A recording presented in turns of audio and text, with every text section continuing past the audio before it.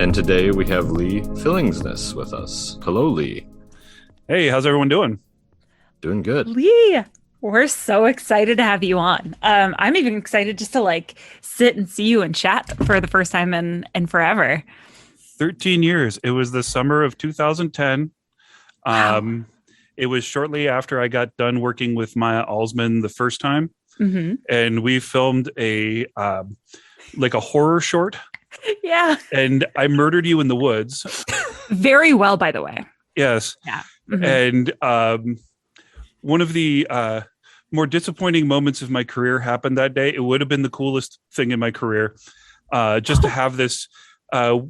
We were filming out in the woods. I was a Hmm. stock kind of Jason Voorhees character. I even had the hockey mask, I think, Hmm. Yep. which terrified you. Oh yeah. I put the mask on. 100%. We're sitting there chilling, like having it. I'm like, it's like, hey, nice to meet you. Here's how to say my name. Oh, nice to meet you. Here's how to say my name. We both have those names.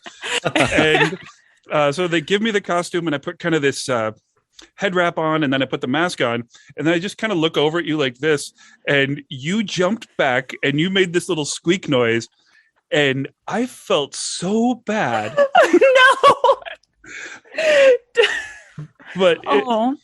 it was also kind of a fun lesson because I got to Yeah. see I had done some theater and I'd done like some commercial Hmm. work, but Hmm.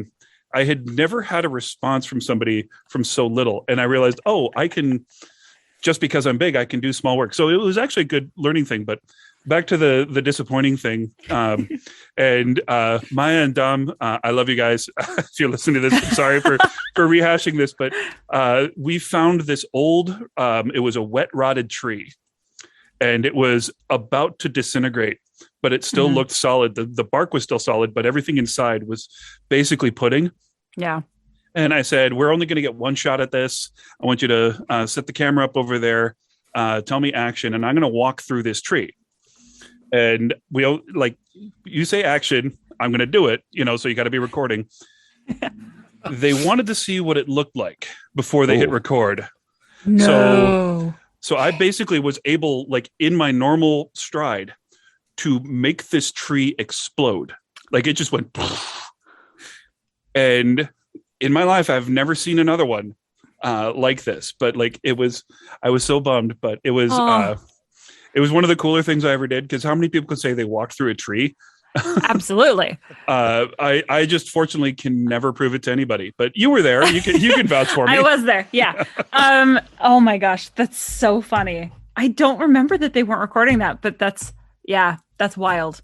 We have to look for the right tree. There's got to be another one out there. It We was can make it happen. it was the weirdest thing. It was just pure, simple, dumb luck, which is Yeah. kind of my brand, I think. So.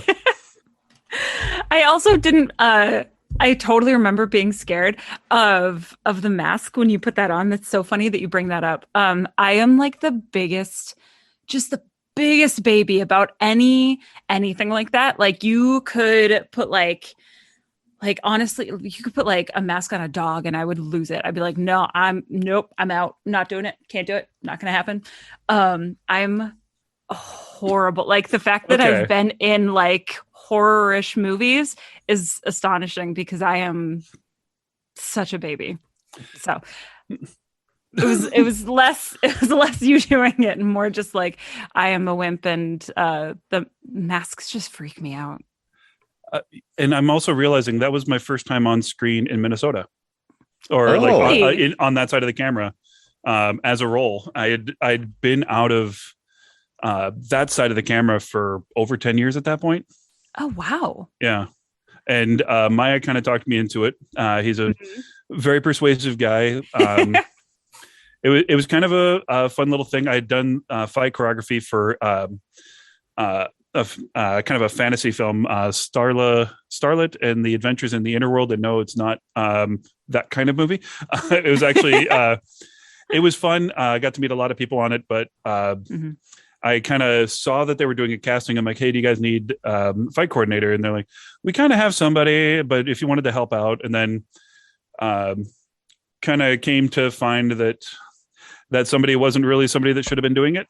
And the weapons that he was going to be bringing to set were sharp, but he's like, if everyone's careful, and one of them I know would have broken in half if we'd ever used it. So, so I actually volunteered my armory. So every weapon we used in that was mine. And got some really great fights. Got to work with Annie Enan, who's fantastic. Actually, Matt Baster, who has become a pretty good friend of mine. Actually met one of my best friends on the set of that. A guest of your show, Miss Amanda Day. Yep. Love Amanda. Yep. Her nickname is the Giggle Panther. Everyone is allowed to call her that now. Definitely doing that. Yeah. And I was teaching her for a while, and I kind of have this habit. Everyone gets a nickname. I had several nicknames. My favorite is Twinkle Toes. I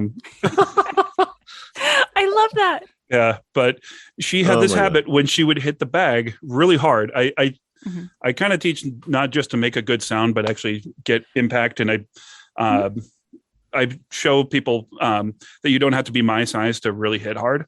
Yeah. And when she would hit hard and like know that it like, oh, this would fold somebody in half, she'd giggle. So I just started calling her Giggles or Gigs.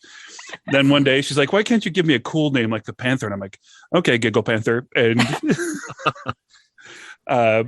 but she is absolutely one of my favorite people. She's been kind of my guide in the film world. She's really helped not only get me off my ass to do stuff, but also introduce me to the right people, kind of helped me moving forward and kind of inspired me to do the same thing for a lot of people coming up, including some of your recent guests. So yeah, that's incredible. I do love Amanda. I actually have a lot of questions about like everything that you were just talking about. But before we jump into all of your experience and all the things like adventures that you've had, I want to get to know you on a non-film specific level a little bit for just a hot second. Okay. So Lee, can you tell us something non-film related, like fun talent or skill or like cool thing that you do? Yes. This is a weird one that I've never seen anyone else be able to do. I love doing impressions and accents and all that sort of stuff. One time and I also love karaoke. And I'm very good. I actually competed for a while. There was kind of a thing, like if you won the state championship, you got to sing at Wee Fest with, I think it was Carrie Underwood that year. Oh, wow. And I got third. And I lost to a Vikings cheerleader, and she was good, but, she also had the squad kind of helping get votes from, pudgy white guys like me. So I wouldn't hold it against my friends for voting for her, because some of her friends were holding it against them. But shall we say? But one of my go-to songs was the Humpty Dance by Digital Underground. And I can do, very good Shock G / Humpty. All right, stop what you're doing, because I'm about to ruin the image and the style that you used to. But one day, I have friends that dare me to do crazy stuff because they know I'm stupid. They dared me to do the Humpty Dance as Christopher Walken. And as I'm like thinking about it, I realized I don't have to change the rhythm. I just have to change the voice. So here for the world. All right, stop what you're doing, because I'm about to ruin the image and the style that you used to. I look funny, but I'm making money. Yo, be ready for me. And I got around. I'm the new fool in town. Sounds like Down by the Underground. I'll drink up all the Hennessy you got on your shelf. So just let me introduce myself. My name's Humpty, pronounced with umpty. Yo, ladies, how I'd like the fun thee. And all the rappers in the top 10, please allow me to bump thee. That is officially our new intro. Like, all right. On every single podcast now. That was amazing. Yeah. The weird thing is, it only works in a very specific crowd. Somebody that that appreciates the Humpty Dance, right? Which is kind of somewhere between your age and my age. Yeah. And somebody that appreciates Christopher Walken, which should be everyone. It really should. And I had an impression that I used to do of Christopher Walken as a pigeon, and years later I saw another comedian doing it. Now, this one, now that it's recorded, I can say that on February 16th, 2022, I did this, and I'd never heard it anywhere before. I'm the only one that did it. So, like, if I see this one at another comedy club again, I'm gonna drop an elbow on somebody. Yeah, call them out. Yeah. Be like, stop stealing jokes, and then get up there and do it better. Exactly. Yes. Feel like you're not even doing it right. What the hell? Yes. So there's my really weird talent. I am in love with that. That was amazing. Like, I know that none of our listeners can see my reaction, but I was freaking out. That was incredible. I was enjoying seeing the light in the lovely Rahana Power's eyes as I did that. Yes, So. there really was. I enjoyed that so much. That I loved it. That might be how we have to outro as well. Just like fade out on doing that. Yeah. Just a complete like karaoke sing out. Oh yeah. All right. Well, next time I'll do James Gandolfini doing Bohemian Rhapsody. If you aren't joking, this is going to be the best day of my life. Like, this is amazing. Anyway, the wind blows doesn't really matter to me. To me. Mom, I just killed a man, put a gun up to his head, pulled my trigger. Now he's dead. So impressions are like my favorite thing in the world. I wish that I was good at them. I do really bad impressions and I try to pretend like I'm good at them and I'm not. But like listening to people who are good at impressions, I could do it for hours and just be the happiest little bean in the world. And so this is amazing. I just kind of grew up as a weird mimic. I'd pick stuff up. The community where my family's from in South Dakota, a lot of Norwegians and Germans and Swedes. And then, you watch TV and I remember You Can't Do That on Television was out there. And I'm like, why do they say a boat? Like, like, why do they say fat instead of fat? Like, so like, I would just kind of mimic all these accents and languages, spent a fair bit of time in Edinburgh when I was a student. So I managed a bit of the Scottish brogue. And then it doesn't take but a moment for me to be from Dublin. Spent a lovely few weeks there when I was a young man. I remember at least 3 days of it where I wasn't drinking, and then I was in London, officially there as part of American Institute of Foreign Study. Did a little work there. Et aussi, quand je parle français, je parle avec l'accent plus parisien qu'américain. Et a veces cuando hablo español, hablo como castellano, o a veces aussi también mexicano. But... My brain is like a weird blender full of pudding and methamphetamines. It's amazing, is what it is. We're just never ever going to get to these questions because I just want to do this the whole time. I'm sorry. Let's get back on track. Okay. I love this. Yeah, Alan, our last guest, Callan Corpy, who apparently switches dialects in mid-sentence. Yep. So yeah. has that converse to your... It's funny when she does it. I'm like, oh, you're from everywhere again. right. That's what... Exactly. A little bit of everywhere. But she's wonderful and charming, and I absolutely love when she does that because I can tell she's enjoying it, no matter how wrong the accent is, and and it's also the only time in our friendship where she's the wrong one. So I enjoy that moment. Usually, I'm the one that's wrong. So and she'll back that up. It's okay. You'll always have the impressions. True. Right. All that matters. Well, Lee, what have you been up to lately? Like, are there any things that you're really into, like right now, or like especially during the long winter? Or... something that I just saw that really kind of got me pumped was a TV show called Reacher.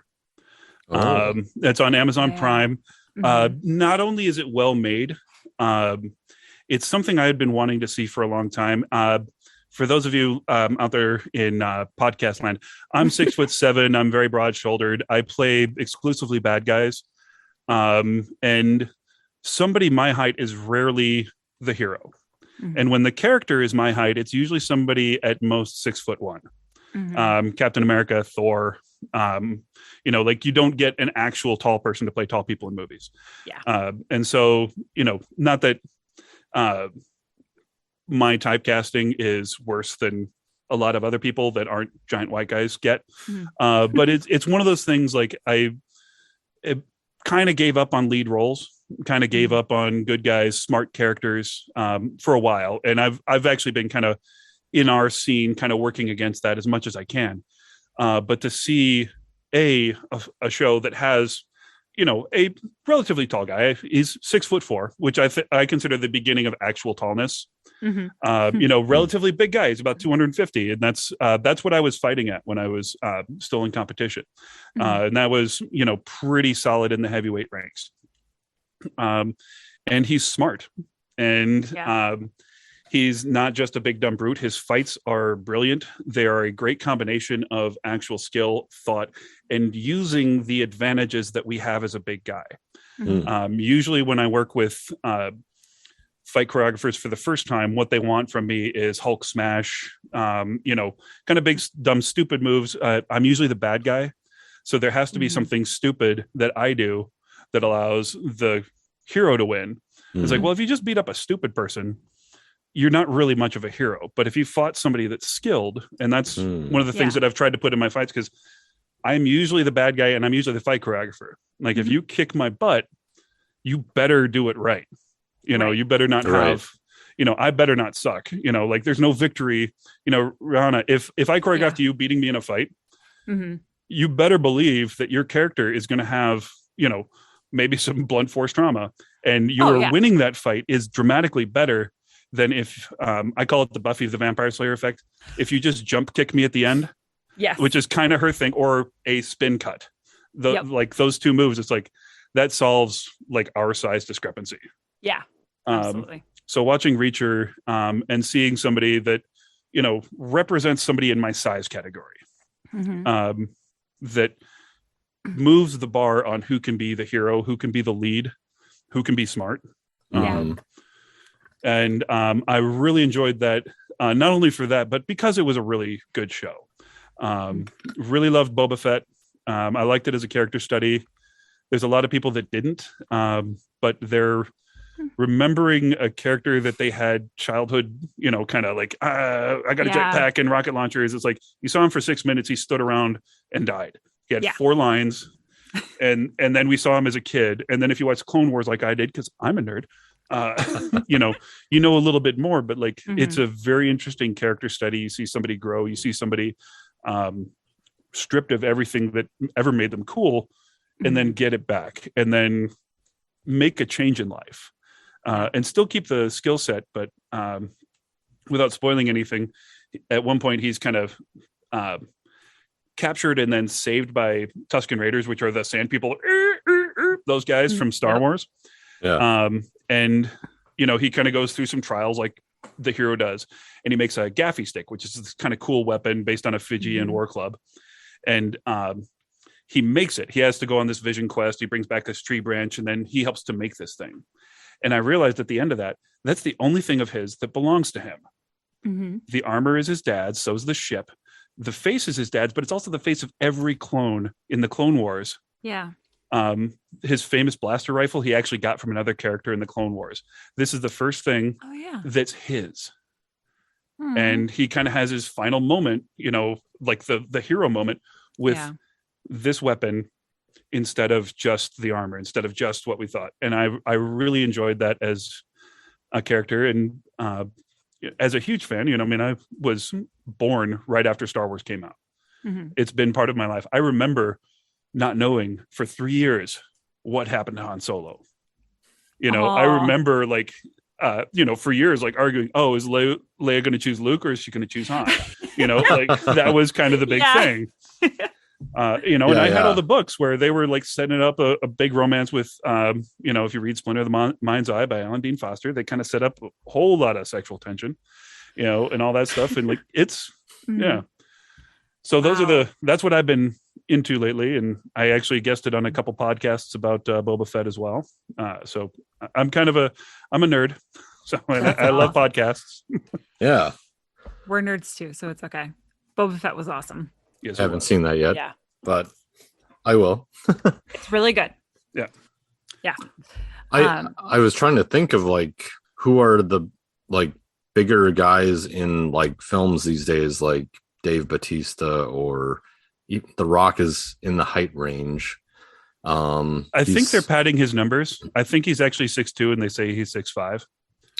Really? Oh, okay. Yeah. I thought he was 6'4" or something, but yeah. Yeah. I think he really he's still is a big tall. dude. Yeah. Right. But when you get like into my size range, you play an idiot. But yeah, that's what I'm Which seeing for like Batista, Dave Batista. Yeah. Yeah. He's like in Dune or Oh yeah. yeah. I guess Blade Runner 2049, he was kind of a smarter guy, but they didn't really And that was play a on huge chance that they took on him. Like if you read like people saying like, oh, we don't want to do this, it's like that was cut from the first one. They wanted to have that scene. And that was actually Wow. something that they brought back. But generally he's playing a mindless idiot. I mean, if you look at Drax, he has a great emotional arc for about 5 minutes in Guardians of the Galaxy 2. And that's it. But he's mostly, like if you want to know his character, he's hanging out the back of the Milano on a cord with a helmet on, with a machine gun, yelling "Die spaceship" in Guardians of the Galaxy 2, which I saw that in the trailer and I'm like, I need to see this movie. I wasn't on the fence, but I definitely put the fence far away from me. I was like, this is what I need to see this movie for. Right. Yes. But he plays an idiot. So does whichever Chris is Star-Lord. He always plays an Pratt. idiot. And he's about 6'4". I mean, if you look at Chewbacca, I mean, he's just mumbling Andre the Giant, as much as I love Fezzik, they're really kind of playing on hit, dumb and slow. Like you have a famous fighter, like arguably one of the most famous fighters in the world is just kind of hugged to death on Princess Bride, and like they spent all those months and months, and I'll get into that later, but training Carrie Elwes and Mandy Patinkin for the sword fight. And you have the guy that, beat the crap out of Hulk Hogan. You have this guy that is famous on 3 continents for his wrestling. Yeah. And just kind of a big hug. Yeah. So wild. Yeah. I was going to mention Hogan, but I won't get into that. So Yep. Hulk Hogan. And then there's like, you're right though. Like the roles are typically big and dumb. So, and slow or something. And that frustrates me a lot. So, yeah. That's understandable. I mean, even I haven't seen the show, but I believe I watched the movie. I'm not a Tom Cruise fan, so I generally don't watch his films, but I think I might have been forced to watch that one. But learning that the role, like that character is actually supposed to be this huge guy, and then they give it to Tom Cruise, who's like 5'2" or something. It seemed kind of wild to me. Like that, I can imagine that would be frustrating seeing that too. Well, and like I had been a fan of the books, it's one of those that you see there is something different about when you're taller than anyone will ever, than 99% of people will ever be by the time you're 13. You move through the world in a different way. Now it's a different way for everybody. Some people like try to make themselves smaller, try not to stand out, try not to intimidate. Some people go over the edge. And go too far, and it's like they're the bullies, and they're the guys on the football team that binge drink and haze people, and then but to take Tom Cruise and basically have him just play Tom Cruise, smug and smarmy, it's not the same character, and we've already seen Ethan Hunt, we've already seen Colonel Nathan Algren, which I absolutely loved. Mission Impossible, most of them. There's a couple stinkers. I loved The Last Samurai. I actually saw The Last Samurai with one of the top ranked sword masters in the world, and he was impressed by it. Master Zhang Quanjun, who trained me for a long time, actually took me to a world championship back in 2004. Wow. I did pretty well, but I saw it with him, and after that, we're out, drinking and everything, and he's talking about that was really good. There's a couple moves where it's like, okay, Tom Cruise wanted to do something crazy, and you could tell like he just needed an ego boost. But good movie, but he's not Jack Reacher. I had the same problem with Lan on the most recent Wheel of Time. Oh yeah, because he's basically me. Both him and Rand are supposed to be like enormous and terrifying to people. Like that's how you set them apart. Like in the books, if you look at the cover of the first one, he dwarfs Moraine. Interesting. he's on his horse Mandarb. Yes, Mhm. I've read all the books, since they came out. Love And it. Moraine, like he's just, even bigger in comparison than myself to you. And I remember, Wow. and he also moves fast and he's very stoic and he's all these things. And the actor that they got for him really didn't bring anything to the role. Like, Mhm.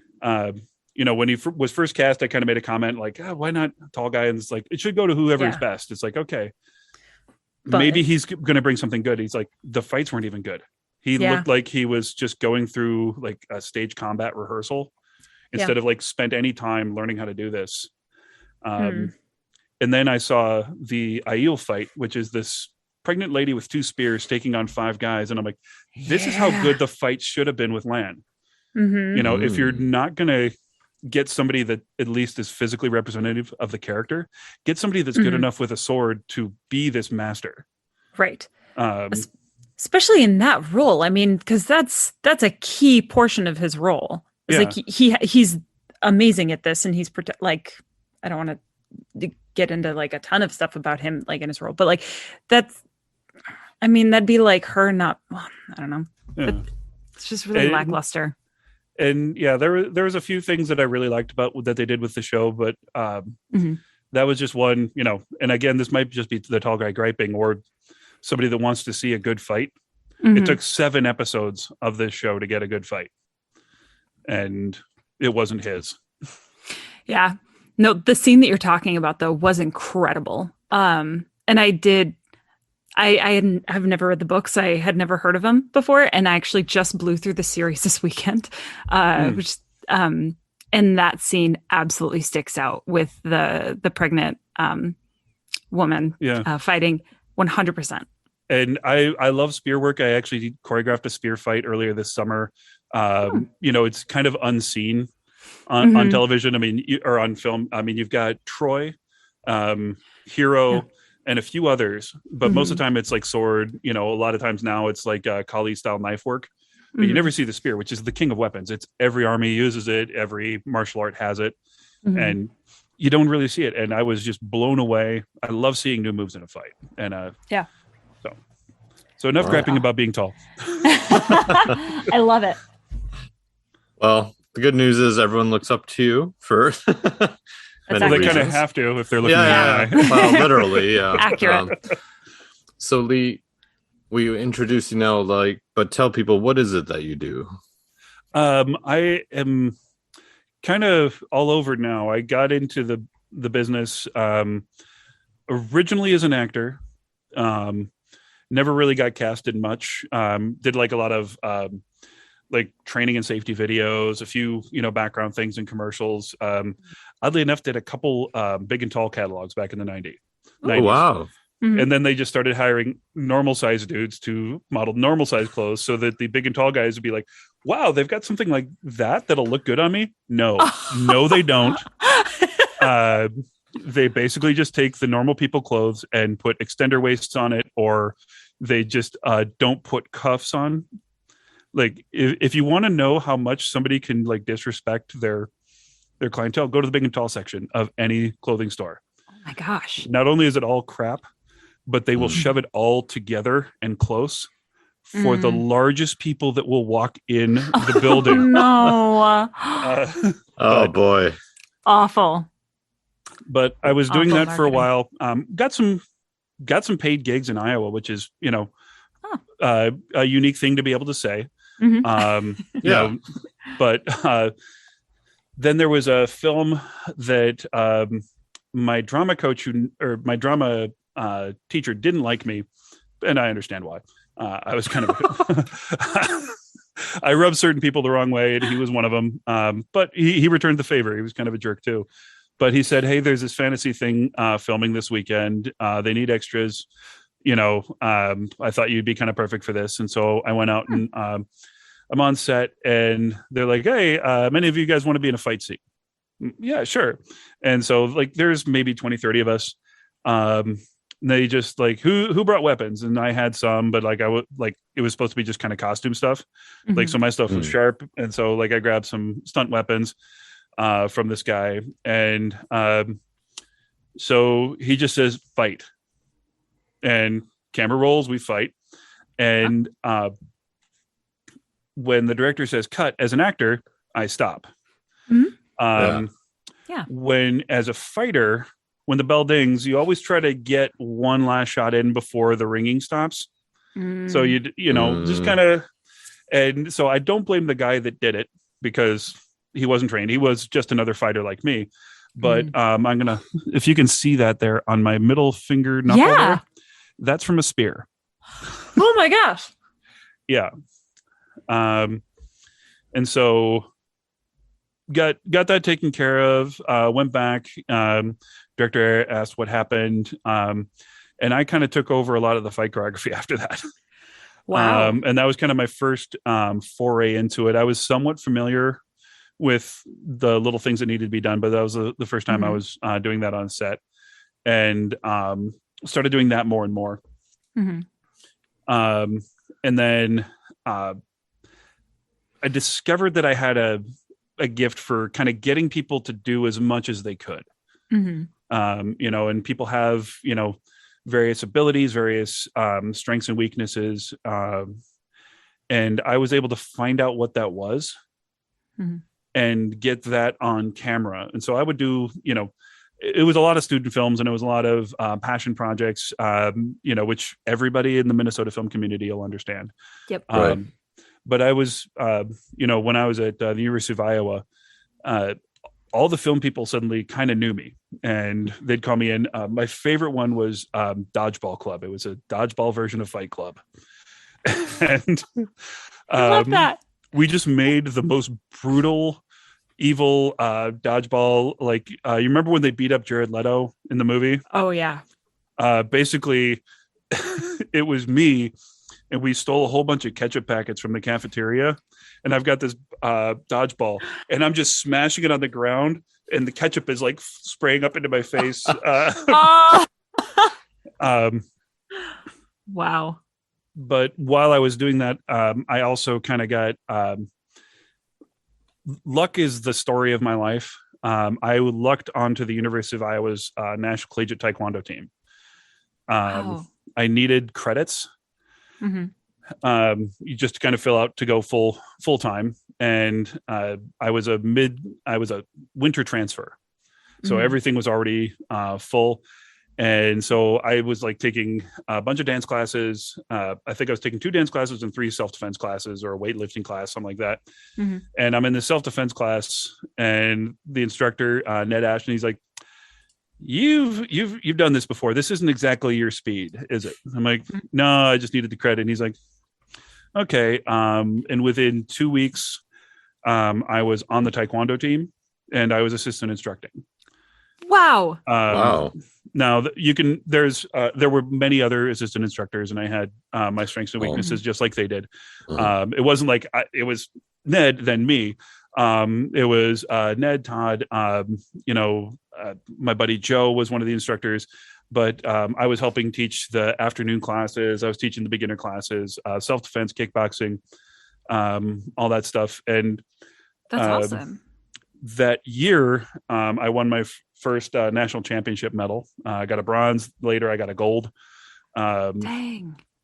And it was sheer luck. I had not gone to Iowa planning to fight. I had actually Taekwondo had been in my rearview mirror for a long time. It was the first martial art I studied, and I never lost love for it like everyone else did. Like everyone's like, oh, this, that. It's got to be whatever the new weird thing of the moment was. I remember for a while it was Muay Thai after kickboxer, and then the UFC came and it's like, oh, it's all Brazilian jiu-jitsu.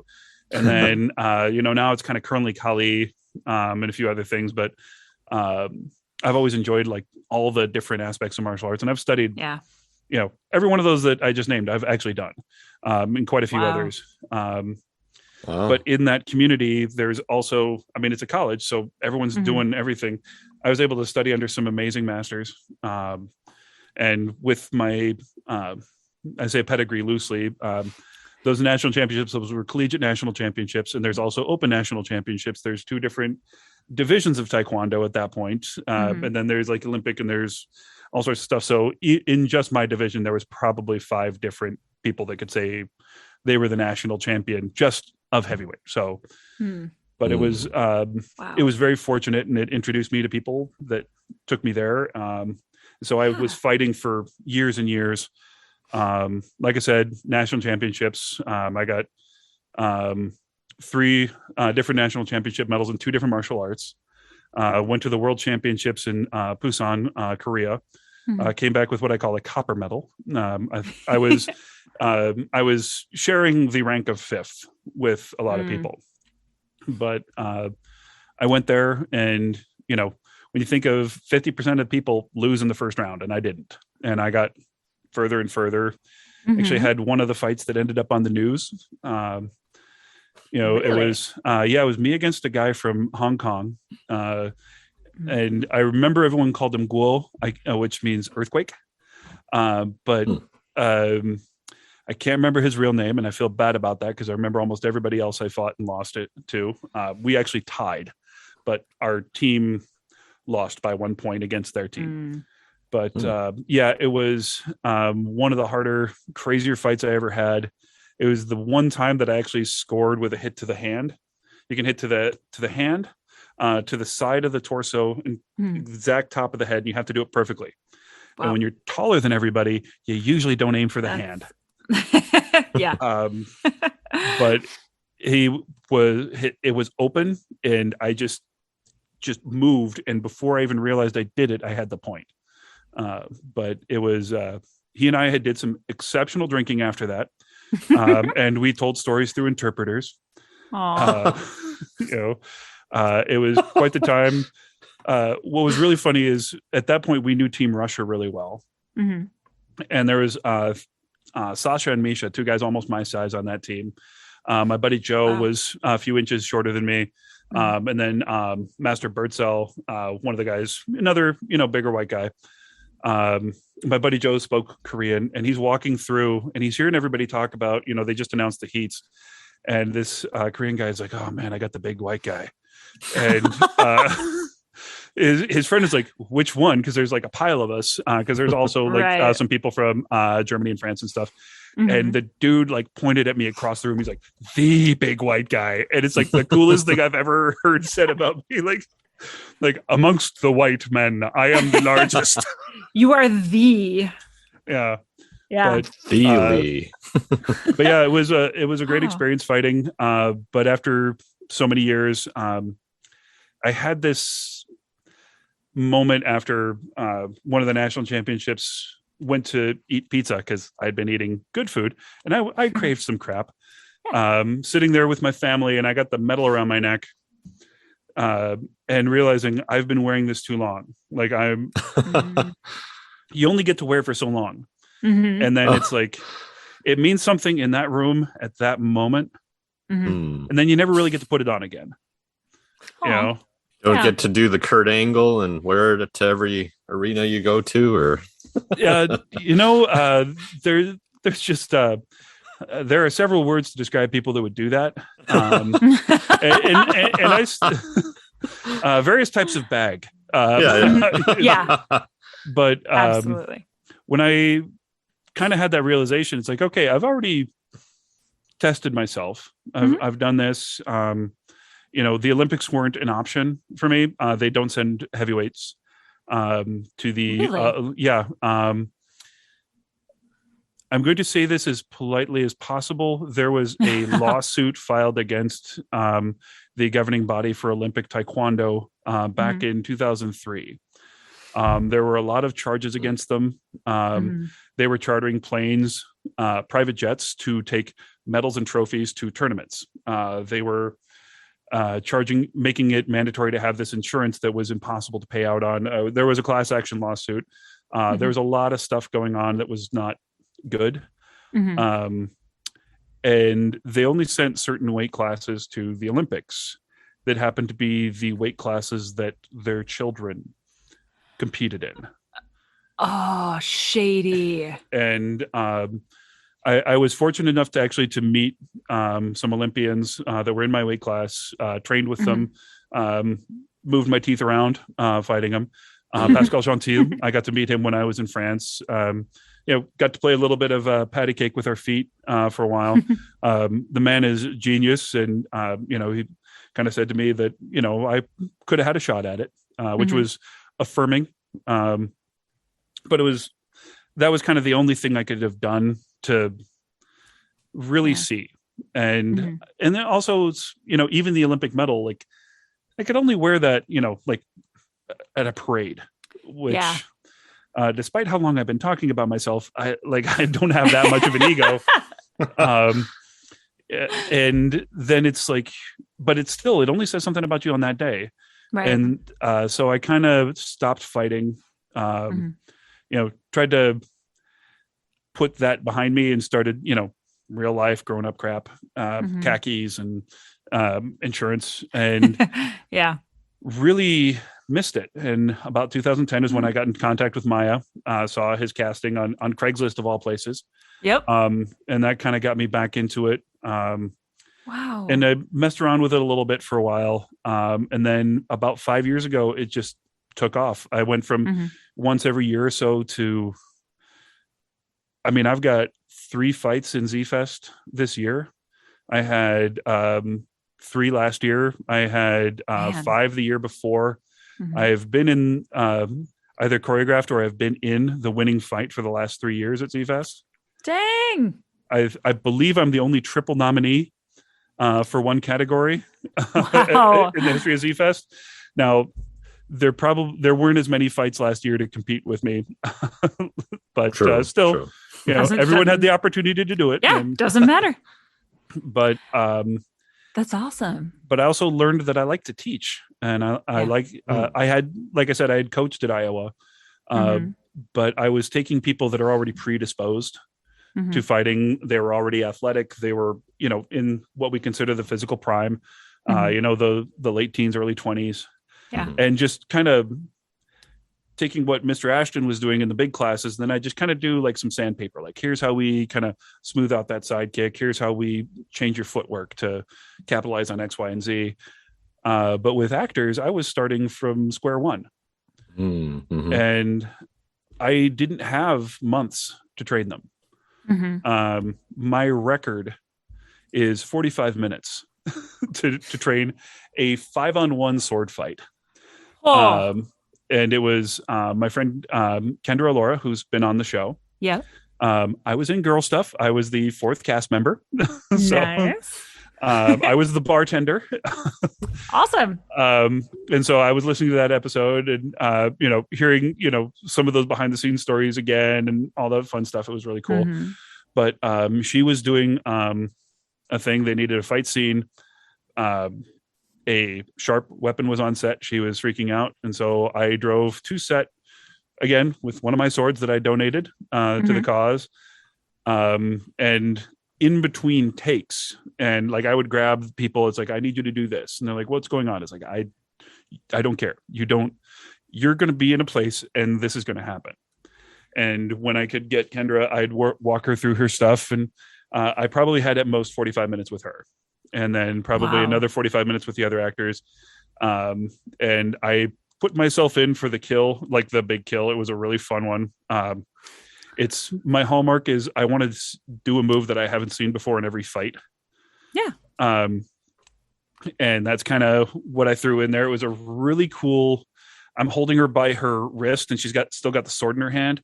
And she does this underarm twirl that I stole from ballroom dancing because I love dance. I was a dance instructor for a little while.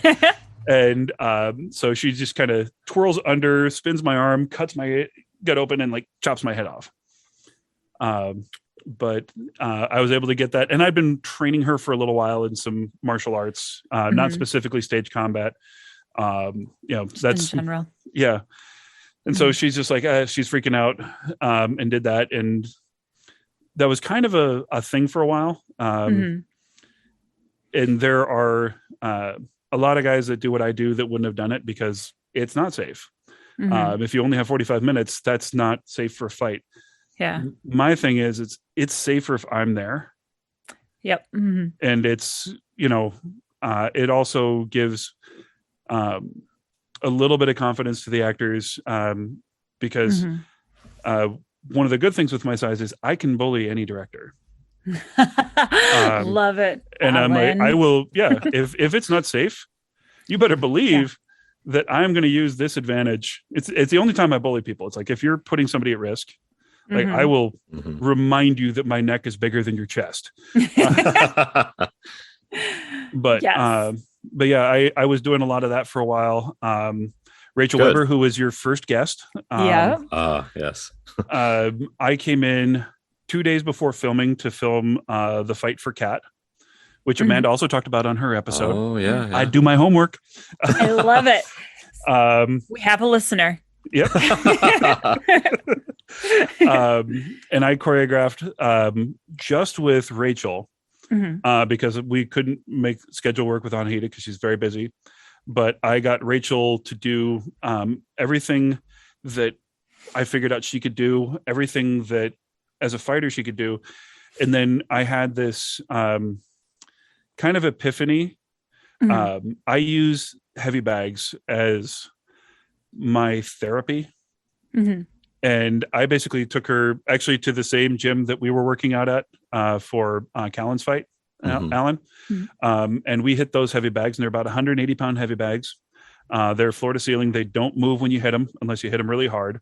Nice. And I basically told Rachel probably about the same stories I'm telling you. Like, here, I was fighting, I get tired, just all the pain and the exhaustion that you go through. One of my coaches, like, guess what? At the end of every fight, you're going to be tired and you're going to be hurt. If you can deal with that, you have a better chance of winning. So, like, a lot of our training wasn't just, here's how you get really good at skill. It's like, here's how to do it when you're exhausted. Here's how to do it when everything hurts. And so I just had Rachel kicking this heavy bag. And she came to me the second day, and she had kind of trained on her own. And she had this big, just Rachel Weber smile on her face. The one I'm talking about. And she just puts her hand up like, look, my knuckles are bruised. And she was so thrilled about that. And I'm like, yes, this is exactly that. And then when we're on set, the bag that she was using was a 75-pounder. And so she is demolishing this thing. Yep. And it sells everything that we need to know about her as a fighter. Because later, spoiler alert for a 4-year-old, 7-minute movie that you were probably still have on your queue. She throws the fight. And Anahita, wins. But like this bag scene, just the way that we worked it was what let that character Kat really play like, okay, this is how good she is. This is how determined she is. This is the level of fighter she is. And we actually, in the background of that scene, I brought in several of my medals, like to kind of dress her life. Yep. Like she was that fighter. And basically I realized like the attitude and everything that she went through, like she's playing like a much smaller, prettier version of me. I mean, that's pretty perfect. So, but yeah, that's incredible. The fight stuff, I've been a martial artist since I was 7. I have studied everything that I could ever get near. Karate, Taekwondo, Judo, Aikido, Kung Fu, Kendo, Iaido, Jiu-Jitsu, Judo, wrestling, boxing, kickboxing, Muay Thai, Tai Chi. I've been kind of training off and on with maestro in Scotland, Paul McDonald, in Scottish sword techniques. I'm very good friends with a lot of international martial artists. I've trained with Roger Norling, who is like the name of names in this Meyer fighting system from 16th century Germany. Focuses on longsword, dagger, and poleaxe, which is like 6 feet of wood with a huge blade on the end of it. And all of it it's like language to me. It's like learning new words. It's not like learning a new style. It's I have very little athletic capacity. If you put a ball in my hand that is not a volleyball, I will embarrass my family. I will. I was offered walk-on spots in every high school I went to. Oh yeah. And I just don't get it. But whatever it is about fighting, I get. And I think a good thing for me is whatever's happening in the ring, none of it's personal. Mhm. I mean, there's definitely disappointment, and Mhm. I don't like the cheaters, but like if you beat me fair and Yeah. square, I will buy you drinks, Mhm. and we'll swap stories. Some of my favorite people in the world are people who have broken my nose. So, but being able to have that skill, but not the aggression, Mhm. I think really led me to kind of the success I have as a fight coordinator, Wow. because I can be dispassionate about it. Mhm. And in some ways take ego out of it. You still, I mean, actors, I mean, we all have the look at me disease, but just being able to kind of work with people, and Alan, you've kind of Mhm. seen me do that now. And there's fun in it, and showing people that what they're capable of doing. Mhm. That's something so far beyond what they thought. Krista, who you had on a few months or last month, Right. I Mhm. guess, probably one of the most impressive, just like stage one people I've worked with. Mhm. We did a sword fight in 2020, summer 2020, and she did very well, and she wanted to start learning, and she really has shown dedication. She's shown that there's not a lot she can't do. Mhm. I literally, I've choreographed 4 fights for her now, 3.5. Two of the fights happen concurrently, or like one Yeah. fight leads into the next. Mhm. But the first fight she's using a katana. The second fight she's using double Russian daggers against a dude with a long sword, and then that leads into a fight against another dude with a long sword and a dude with a Mhm. spear. And she wins. And then I just did a fight with her a couple weeks ago, Mhm. where very modern and tactical. So she's got a Walter PPK with a silencer, and she's kind of a spy, and so Mhm. very modern. Mix of jujitsu, combatives, all sorts of stuff. At the end of the Oh. fight, I just kind of walk over and I'm like, I'm wondering if you noticed, but I choreographed all but one of your moves left-handed. She didn't know. Dang. She's a righty. But Wow. I've discovered there's not much I can throw at her that she can't do. Mhm. And as her instructor, it is fascinating, and I'll do stuff like that. And if it hadn't Mhm. worked, I wouldn't have insisted on it. But Right. I was just kind of seeing the fight, seeing the person that she's fighting. Another great actor, Alan, different Alan. Blanking on his last name, but because you're right there. But and I've used him actually in a couple fights now too. Mhm. Very dedicated, talented, and I just realized how far I can push her choreography and Mhm. know that she can do it reliably and repeatably, which Mhm. are two very important things. And getting people like that, and seeing what they can do, and also knowing that I can take this thing that I learned as a very large person, Mhm. and translate that to somebody who is very petite. Right. No kidding. You've kind of already covered my first question, which was how did you get started in all of it? Sounds like it was the knuckle bruise there, right? Was Yeah, that it, or honestly, it all started with Star Wars. I wanted to be a Jedi, and okay? got into Naturally. martial arts instead. And then with acting, I really wanted to be an actor after I saw Dead Poet Mhm. Society. Oh And wow! Yeah. they had the guy who got the role of Puck in Midsummer Night's Dream. I always forget the Mhm. actor's name, but I call him not Ethan Hawke in my head. But I just remember seeing he had a connection to that, Mhm. and I wanted to know what that was. Yeah. And it took me a long time to figure out what acting is. It's not recitation of Right. lines and alas poor Yorick, I knew him Horatio, it was a fellow of infinite chest. Yeah. It was more Yeah. the subtlety and the small things, and Mhm. it was a long journey to get there. But, Yeah. those two things got me on that path, and then the almost removed finger was the one that got me into fight choreography. Okay. That makes me think, and this is not something that on our list here, but what's like the worst, or not worst, but the biggest injury that you've sustained while actually fighting? While Across actually the board. fighting, I've got a deviated septum. When I got the bronze, Mhm. I was fighting a guy named Charles Bursey from the United States Air Force Academy. And I had an easy 30 pounds on him. I honestly felt bad for him. Because heavyweight starts at 180, Mhm. and you're kind of an idiot if you are under 220 Oh. when you get in there.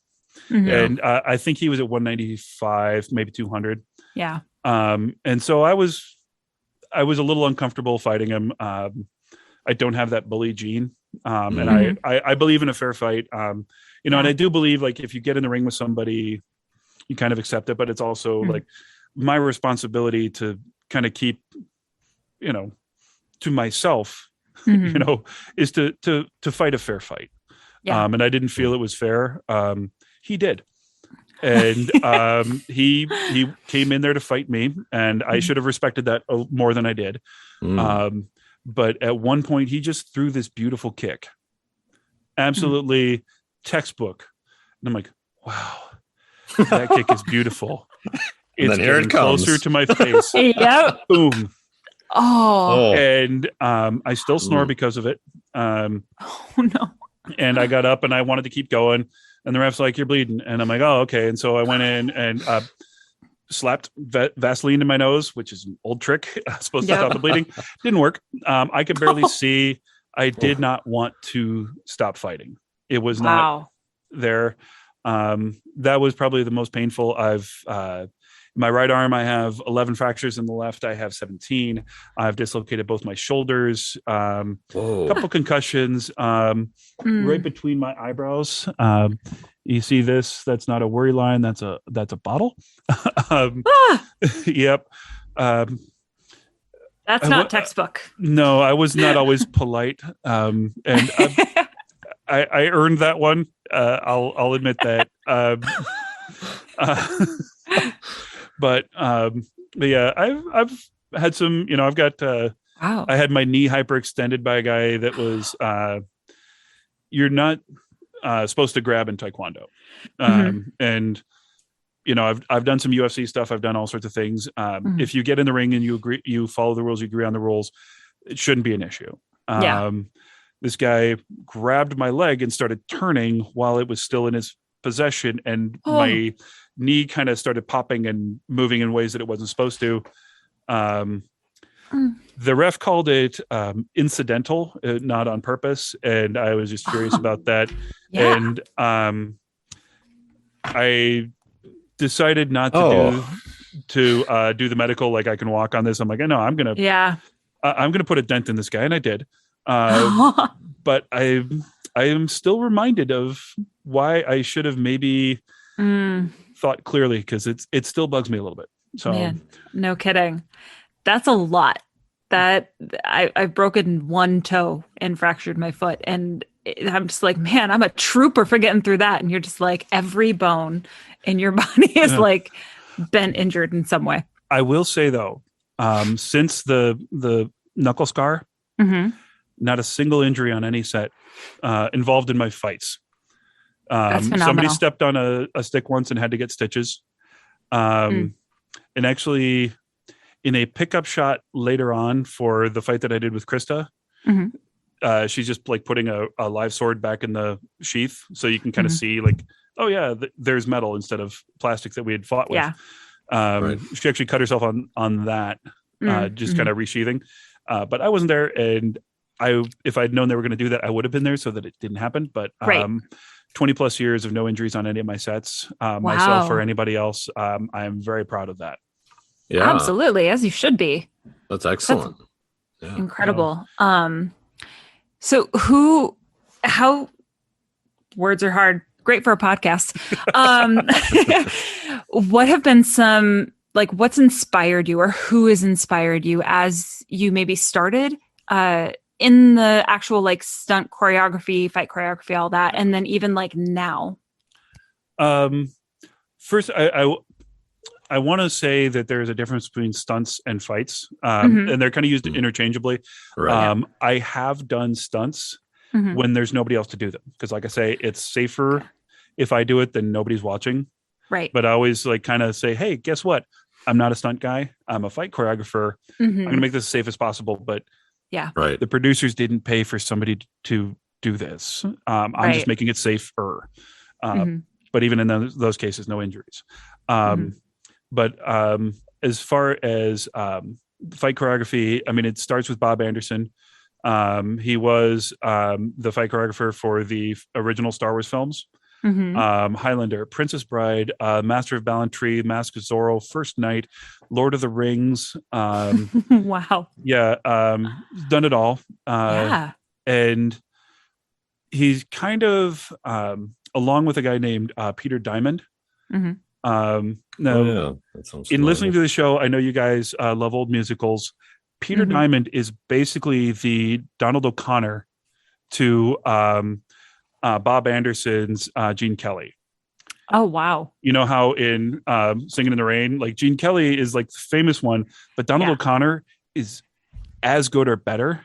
It's just like one of them got lucky and That the other guy. one didn't. Yes. That's Peter Diamond, and Bob Anderson gets Wow. all the credit for Princess Bride, but Peter Diamond took Carrie Always, and Bob Anderson took Mandy Patinkin and trained them.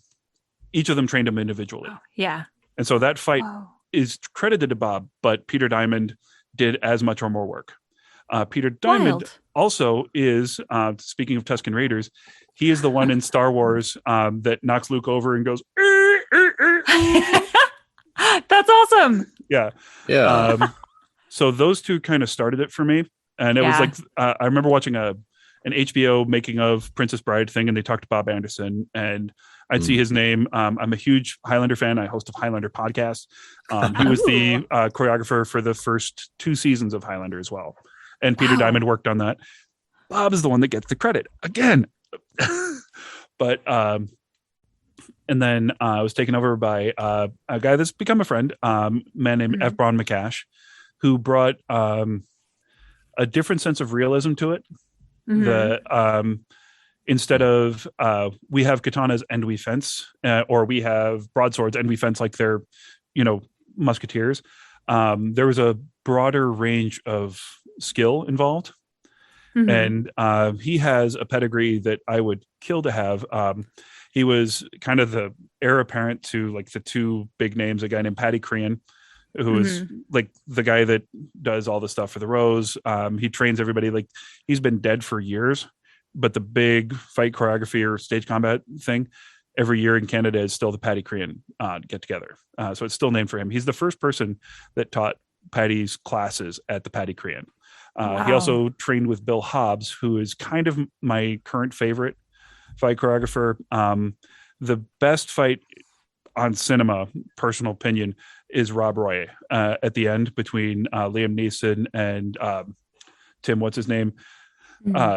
It is just beautiful, stunning mix of styles, mismatched weapons, brought some realism to it. I'll also throw in my friend Anthony DeLongis, who was Blade in the live-action He-Man movie. He taught Harrison Ford and Michelle Pfeiffer how to use a bullwhip. He's done tons of movies and television. He's on an episode of NCIS. He was, he's just this, and he's been working since the 70s and in better shape than I am. Fantastic, quick draw, horses, any weapon. He's probably the foremost bullwhip expert in the world right now. Wow. And one of the nicest and most generous people. And when I actually got into fight choreography, I went online in the very early days of online and ordered VHS tapes of the DeLongis method for stage and screen. And all the fights that I choreographed were based on my experience and then the techniques to keep people safe that I learned from him, and getting to meet him and fan out a little bit on him and say thank you. Like, hey, this helped my career and you kept these hundreds of people safe by having something that I could learn from. Right. So he's definitely up there. Yuen Ping, obviously, was a fan of his since Iron Monkey, and then when Matrix and Crouching Tiger came out, just loved that. Of course, Jackie Yeah. Chan. I could go on and on all day about names most people haven't heard of, but I really love anybody that does something new. Yeah. And Yeah. Chad Stahelski. He was Keanu Reeves' stunt double in the Matrix movies, and he was the director of the John Wick movies. Nice. He Wow. with making film as a fight choreographer, it's like there's the fight that I want to see, which doesn't always get translated to film because the camera person is going to see what they see, and they're going to catch beautiful moments that deserve to be on screen. Yeah. But sometimes like I won't see the nuance, or I won't see the thing that I liked about it, because how do you explain to somebody a language that you've spoken most of your life, and why this movement of the thumb is important, or the way that this arm wraps.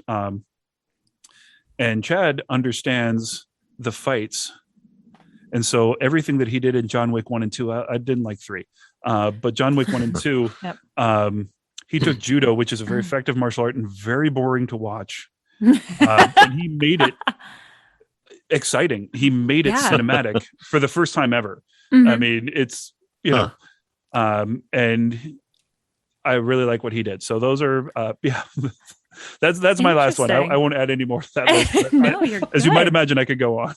I believe it. So knowing that you've been influenced by so many people who have like an incredible rap sheet across the board, but like different styles of fight choreography that they've done, is there like a style, or maybe you've got like certain moves in your brain that you're like, I really want to test this out with someone, I just need to find the right like film or opportunity, something that you maybe haven't been able to do before but you really want to? Oddly enough, I when I was filming with Krista, her final move in the fight was one that I had designed for somebody else. And one of my favorite things to do is take moves that don't work in a real world and find a way to make them work, and make them believable and make them brutal. And there's a stupid sword spinning move, and you've seen it everywhere. They did it in Revenge of the Sith, where they just kind of turn it under their arm and they just do this kind of butterfly pattern over and over again. It looks really cool. It's pointless. I learned how to do it. I learned how to do it when I was 12. Like it's not particularly skillful.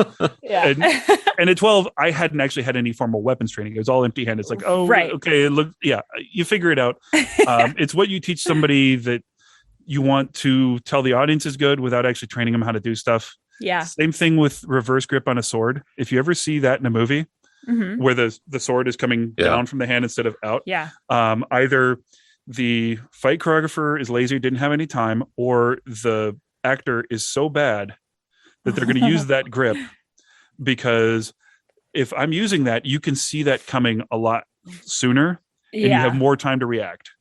And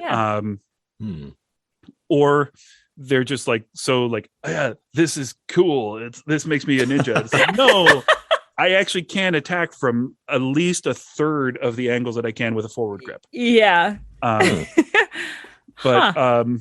But yeah, I took this underarm turn, and I always try to find a way to make something work. And I realized, this would be a good reverse of a tackle.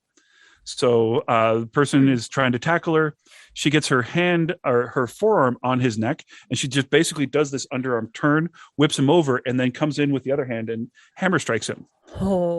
That sounds awesome. It's one of those, kind of like my Christopher Walken doing the Humpty Dance impression. I am positive nobody else has ever done it. This is my move.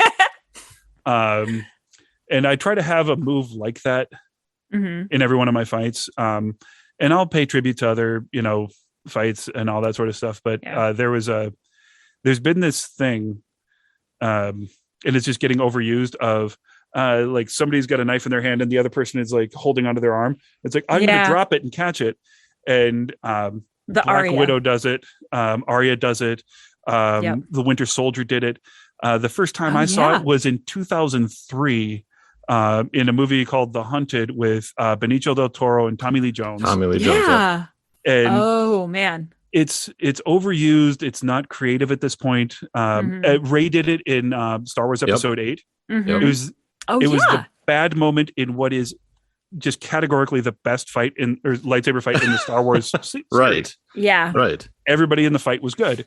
But like that moment is like, oh, really? You stole the dumbest, stupidest, laziest move in it, and like it still worked. But like Yeah. that's the one that just kind of frustrated me. But I always try to think through something new and whatever the rhythm is that you would expect of a fight. I try to turn left where everyone else would have turned right. Something that would still make sense, but there's it gives the audience a sense of like, oh, I don't know what's going to happen. Because if it's like, jab cross, it's like, okay, going to do this a couple times. Here comes the uppercut. And we all know that. It's like, boom, boom, boom. You got this guy. And then he has like that moment of like, I got to do this for my wife. And just bam. Like the cliches, I try to stay away from them or just completely lean into them. But, Right. even, Alan, the fight we're working on, the little touches that I've added, just to give a little bit of spice, a little bit of a different flavor. So that's kind of my goal. That's what I like to do with my fights is give people either a move that they haven't seen before or change their expectations of how it's going to go. The spice, Love the that. Lee spice. I like that. Yes, Norwegian. We call mayonnaise spicy where I'm from. So that spice, that cream of mushroom spice. Yeah, for the hot dish. Yeah, Oh, that's our yeah. Every culture has something, right? Yeah. Yeah. But I actually did a big fight with Jacqueline Mack. Do you guys know her? Mm-mm. I've heard of her. You should. She's a fantastic actress. And I first met her doing fight choreography training. We were doing kind of a advanced broadsword class. And the first thing I noticed about her was like, wow, that's awesome hair. Did she do a hair whip? Was it like a no, but no matter what she's doing, her hair is always in slow motion.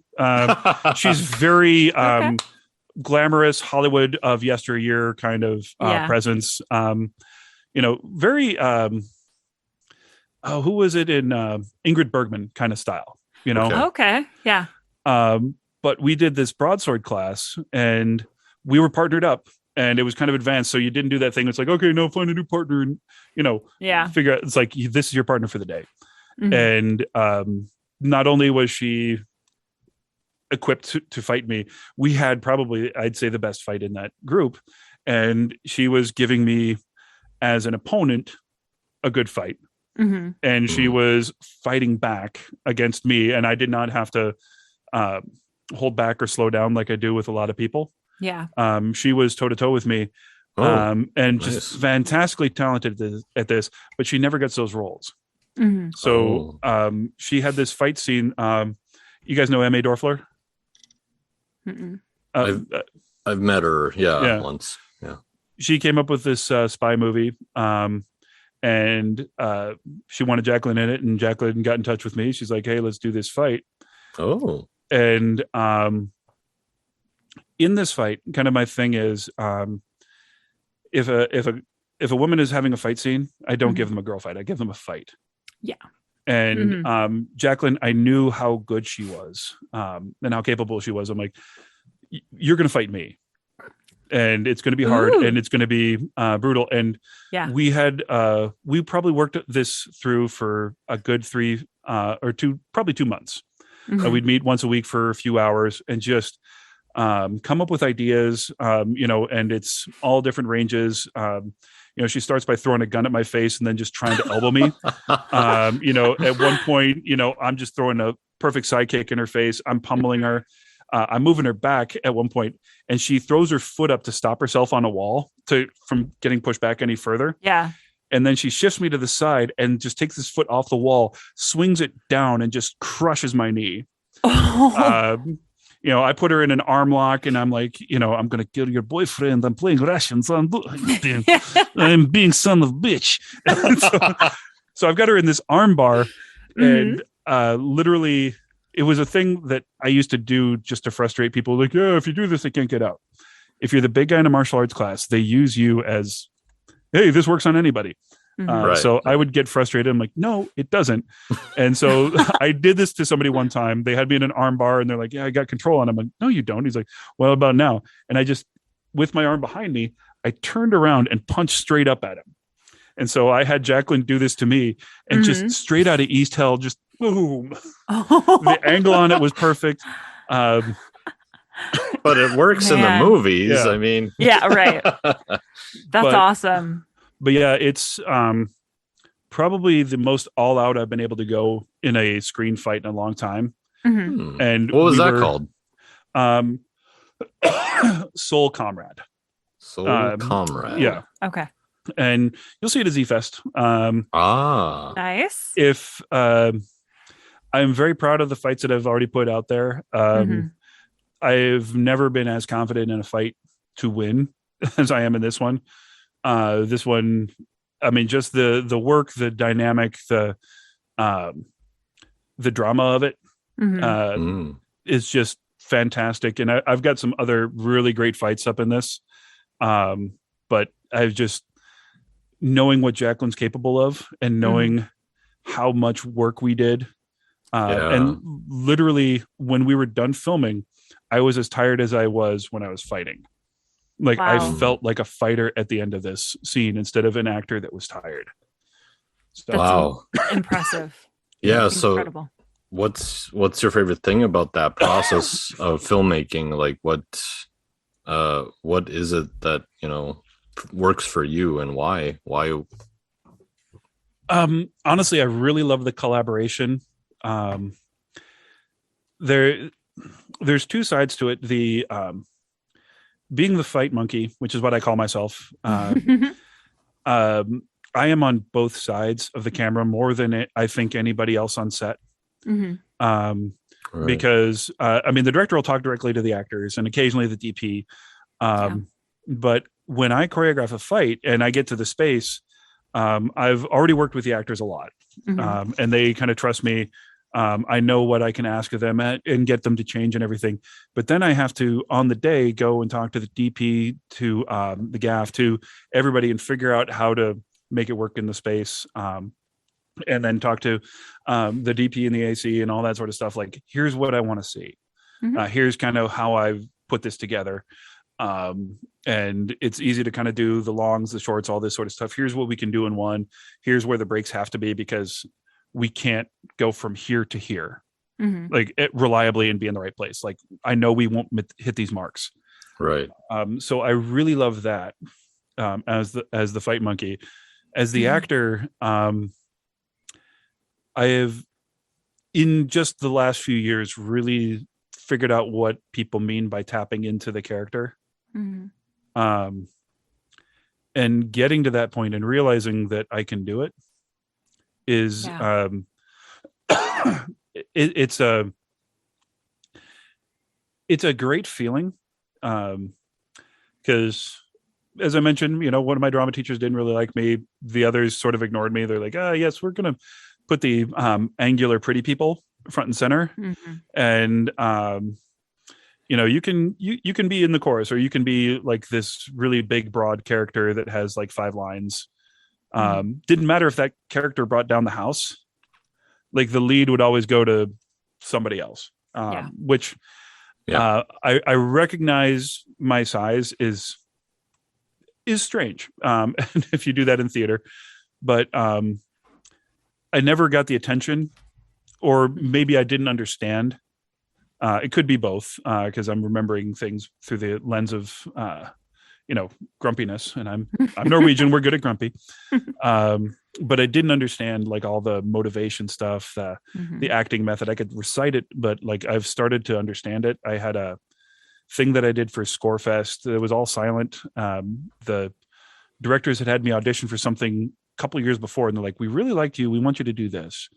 And it wasn't violent. I really wasn't acting off anybody. I'm playing this guy who's depressed and kind of suicidal and drinking himself to death, and didn't know that I could cry on command. And we're sitting there like, he's like, if you can do it, that's great. If not, I'm like, yeah, I've never really tried. And camera starts rolling and it's kind of panning left to right. We're filming by this river. I'm drinking whiskey straight from the bottle, and they just came. I'm like, how? Nobody taught me how to do that, and it wasn't. It wasn't me thinking about my dog dying. It wasn't. It was my character, like me.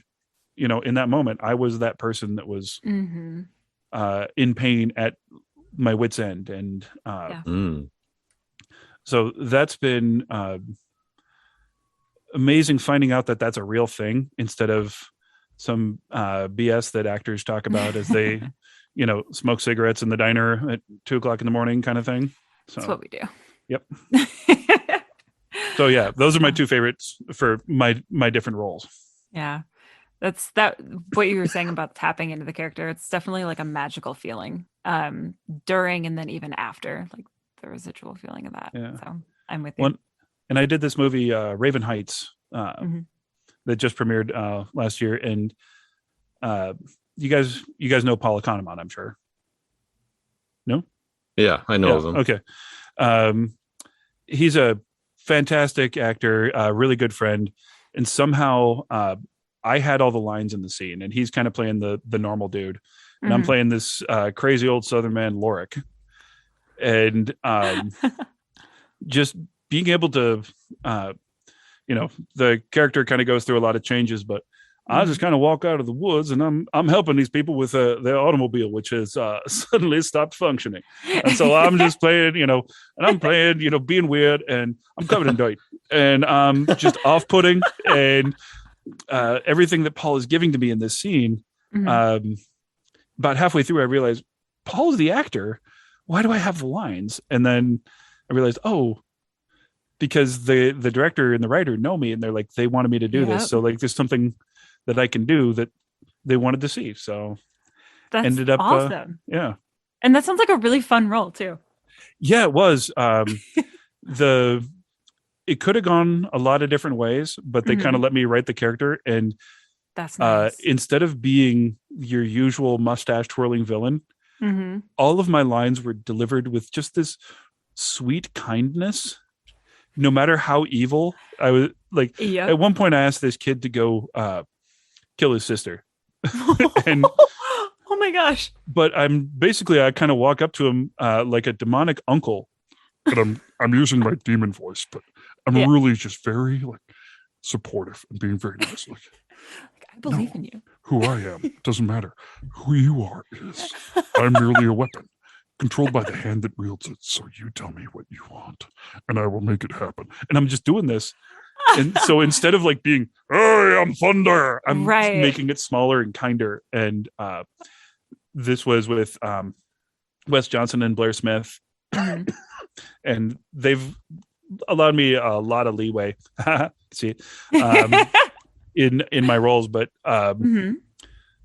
they said like, that's not what we were thinking, but that was great. And I'm like, I made an acting choice that worked. You did, which is fun. Those are the best. So incredible. So Lee, you mentioned that you have 3 fights or films that are going to be at Z-Fest. Outside of that, what else is like next for you? What's coming up that you're really excited about? I've actually been approached by for a couple features filming in the Midwest as Fight Monkey. One of them actually, I got to be careful how much I talk. Yep. I was approached out of the blue, asked what my costs were, and that's complicated. And they're like, well, tell me why. And so I said, okay, if training, like I can just choreograph the fight, but I also need to train people. So like, here's hourly, here's, per person per this. Yeah. Here's my per day on set. Here's the requirements I have. If you bring me onto set for a fight, I am on location with the actors and the crew within 90 minutes. Because if I'm not, then I'm sitting there for 5-6 hours Yeah. doing nothing, which you're paying me for either way. Right. And then at the end of that, you're trying to not pay me my that second half day at 8 hours and 1 minute. This keeps everything kind of rolling, but it also means that the actor isn't filming this at the end of a day. Yeah. And I said, if you cast the actors for the role itself, I can train them up, but it's going to cost this much per hour for every one of them. If I'm able to say, hey, this person can do this, you consider them and you hire them, that cuts that cost down. If you've got a bad guy that is enormous, guess what? That's me. And you don't have to pay to train me. I'm not, if you and me are choreographing a fight, I'm not charging the producer for me to train. Right. Because I'm going to be training you. So that's, we'll say 25 an hour instead of 50 an hour. Yeah. And they thanked me for all that information. Then a day later, they said, we really like what you had to say. We're building that into our budget proposal. Ooh. Which was really fun. Yeah. Then there was another one that reached out to me out of the blue. Said, hey, we heard your name from a few people, blah, blah, blah. It's not much, but we do kind of need somebody there for it. What are your rates? Told them again. They're like, okay, here's what we can offer you. And here's the hotel, we're going to do X, Y, Z. And I'm like, yeah, sure. That sounds like a lot of fun. A couple hours later after work, I go on Facebook and find out that they had asked, who, for recommendations. And there were a lot of names thrown about, but mine was recommended by a lot of different people. And of course. And of the people that were also recommended, a couple of them recommended me, which was a very humbling. I actually was able to thank one of them in person the other day. I actually train under him from time to time. He's my colleague, but he knows a lot of stuff that I need to learn. And so I'll put on my student hat again, especially because he's a very good teacher. Aaron Price, who Kendra mentioned on your show. Yep. See, I'm a listener. You are. And wow. So that was kind of a big thing. And then another good friend of mine is wanting to kind of do a throwback 80s thing, which I'm totally all about. Yeah. I've been, it's based on a video game called Final Fight, which was crazy, stupid, and fun in the 90s. And then I've got my own thing that I want to do. It's a gigantic, over-the-top tango fight scene. That sounds amazing. Yet another guest of yours, Lori Roovers, who is one of my favorite people on the planet. She never gets she always gets glamour roles, go figure, and I never get dancing roles, and I love dance. And we both volunteer at Twin Cities Film Festival, so we've cut a rug once or twice. And so we came up with this idea of two assassins are going after this big target, and he's in a tango club. And so they go in and they start doing the tango and realize they're surrounded by security and bad guys, and they have to fight, but not just fight, tango fight. I love that. So influenced a lot by crappy 80s movies, Mr. and Mrs. Smith, Desperado. And what I want to do is I want to get all of my friends that do stunt and fight choreography that maybe haven't had the same luck I have. Yeah. And I want them, you've got basically the song we want to do is Hernando's Hideaway. So it's bum, bum, bum, bum, bum. And so you get one or two of those stanzas to just show off and die gloriously. And we've got like this whole big thing worked out. And it's overly stylized. If you've got a gimmick, like I wanted to do Russian dancers coming in. I've got a couple people I'm talking to about Irish dancing, like doing that thing. I love that. High kicks. Exactly. Yeah. And Lori's going to be in red dress because why wouldn't you put Lori in a red dress? Right. And she's got Naturally. throwing knives. Exactly. And I'm going to be the cowboy. And so I've got like a quick draw rig with a couple guns and, we're going to do all sorts of crazy stuff. At one point I'm going to dip her, in the tango. Yep. And she's going to draw one of my pistols and lean back over her head and shoot somebody because why wouldn't you have that shot if you're with the fantastic Lori Roovers? Yeah. Naturally. But putting together, because I'd need about 20 stunties, I'd need a full crew. and the location, and the budget and time for that is kind of crazy. But as soon as I can get all the details worked out, I want to shoot that fight just as my calling card, because it will be completely my idea, completely my wow. Here's what I'm actually capable of. Like people have given me scenarios, and I feel like I've achieved their goals and exceeded them in some points.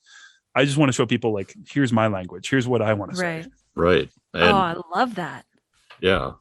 And speaking of calling card, how can people contact you or get a hold of you? You can catch me on Instagram, Twitter at The Way of the Way. Get a hold of me on Facebook under my name. You can follow my podcast, Blood of Kings, on the Fandom Podcast Network. I'm also a regular guest on What a Piece of Junk, Mando Mullet, Lethal Mullet, all sorts of stuff. I'm usually at the various film festivals, which everyone should support. I've been a volunteer for the last 5 seasons at the Twin Cities Film Festival. The MSPIF I've done a couple times. Z Fest has been awesome. Love it. Yeah. Or look up. I'm the big guy. I'm the shade. It's like, don't look up, but look up. Yeah, the opposite. Do look up. You get to see Lee. I love it.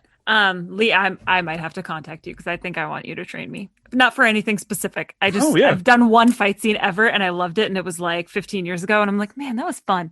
I probably can't do it anymore, but I'm gonna contact you. I can train anybody. Not be be a wimp like I am. So, so last question, big question. Okay. What do you want people to remember most about you? Whether it's people that you've worked with, like training, or people that have watched films that you've been in or that you've fought with, any of it. I'd say creativity. I really like the challenge of whether it's acting or fighting, and whether it's acting, fighting, or fighting. The idea of moving aside from whatever the instinct is and really getting into the nitty gritty, the crazy part, the part that makes it jazz instead of just regular music, where it's like, oh, that's a key change. So I'd like that. That's probably where I'd go with that. I'd also like nimbleness. Not only physically, I'm very light on my feet. I'm ballroom dancer, all that sort of stuff. I can still do crazy exactly. I can still do the crazy jump kicks, but also the ability to kind of change in the middle of a scene and change the intention of a move, adjust to what somebody no longer can do if there's a problem on set. Oh, I can't do that spill here. What I can do to change. I think that would be, I don't just like being locked in one place and one idea. So I like all my fights to be different. I like all my roles to be different. And I've been able to do that more than I should have been able to, which is really a lot of fun. I love that. Yeah. Awesome. Well, Lee, thank you so much for taking the time out of your day and hanging out with us and chatting. This has been awesome. Yeah. And I've loved getting to see you again. I know. And we'll hopefully get to see you in person soon for filming. So, yeah, that'll be super fun. But until next time, thank you everyone for joining and listening. This is Film in Minnesota.